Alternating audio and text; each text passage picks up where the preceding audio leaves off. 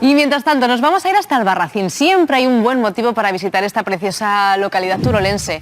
En esta ocasión vamos a ir hasta su catedral, pero para ver una parte que no está abierta para todo el mundo. De hecho, Alfonso ha sido un privilegiado para poder mostrarnos la cara B de la Catedral de Albarracín. ¿Quién no conoce la Catedral de Albarracín a estas alturas de campeonato? Antonio, bellísima. Bueno, muchas gracias. Pues sí, es uno de los grandes atractivos de Albarracín. Se inauguró en el 16, se finalizó en el 17-18, pero fíjate, 40.000 personas pasando por la catedral este año pasado. Esto que vemos es una auténtica maravilla y es lo que la gente ve, pero detrás de esto hay mucho más, hay muchos tesóricos, ¿qué dices tú? Hay muchos tesóricos.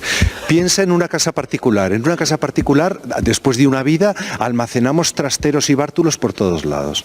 Bueno, pues eso mismo ocurre en la catedral con una larguísima historia, con lo cual, claro, los tesóricos, y aquí de verdad, son los que normalmente te encuentras en los almacenes donde se han ido depositando lo que ha sido la vida del monumento más importante de Albarracín. Estamos justo debajo del coro, donde están parte de los almacenes de la catedral. ¿Qué se guarda en este almacén en concreto? Pues los elementos más voluminosos, los que no caben en otro sitio. Retablos, parte de retablos, confesionarios, arcones que no sabemos qué tienen dentro.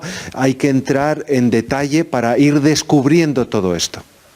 Pero aquí en esta parte baja hay mucho más, ¿verdad? Hay mucho más. Hay vericuetos que poco a poco, ya ordenados, se han ido destinando a fines diferentes. Por ejemplo, estos son elementos que caben aquí perfectamente, muebles que se pueden incluso utilizar. Por ejemplo, eso es un pequeño piano, viejos relicarios, la cama de la Virgen que sale en procesión.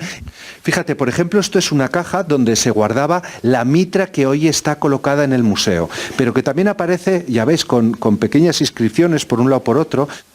Bueno, Antonio, en esta sala encontramos lienzos y tallas de pequeño formato. Hay que decir que quizás muchas de estas obras procedían de otras iglesias, ¿no? Sí, buena parte de todo lo que hay almacenado aquí podría venir de otras iglesias, porque yo creo que en su momento nadie pensó que el complejo de 9 iglesias ermitas que tiene Albarracín se fuera a recuperar como se ha recuperado. Madre mía, vaya vestidor que tenéis aquí. Pues impresionante. La colección de textiles es uno de los elementos más singulares de la colección de la catedral. Fíjate que aquí ya se ha hecho una labor importante de conservación con el forrado de estas perchas. Aquí tienes una sin forrar y otra forrada. Bueno, Antonio, ¿y ahora qué nos vas a enseñar? Pues mira, esta es la vieja sala capitular. Y esta sala capitular la vamos a destinar, va a ser nuestro trabajo preferente, a almacén susceptiblemente visitable. Es decir, aquí guardamos, hemos ido almacenando las cosas que ya se han ido recuperando, sobre todo en los cursos de restauración.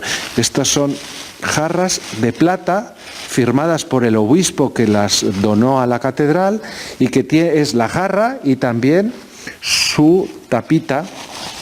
¿Ves? ¿Sabe de qué siglo es esto? 18. Se conserva toda la música de la catedral que ya ha inventariado y catalogado el padre Muneta. Y bueno, alguno de estos elementos ya se ha recuperado. Por ejemplo, este libro, este cantoral. ¿Veis? Todo esto es la laguna. Todo esto ha sido la parte nueva que han reinsertado los restauradores adecuadamente.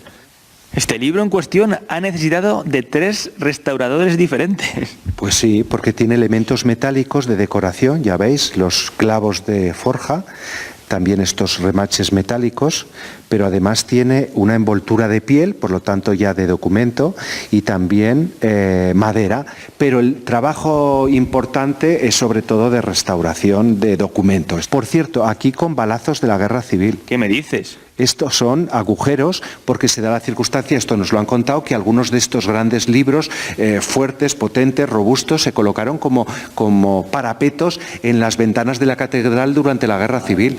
Y estos son las huellas que quedaron y que en un proceso de restauración deben continuar preservándose. Es parte de la historia también, posterior pero de la historia. Efectivamente, es parte de la historia del cantoral.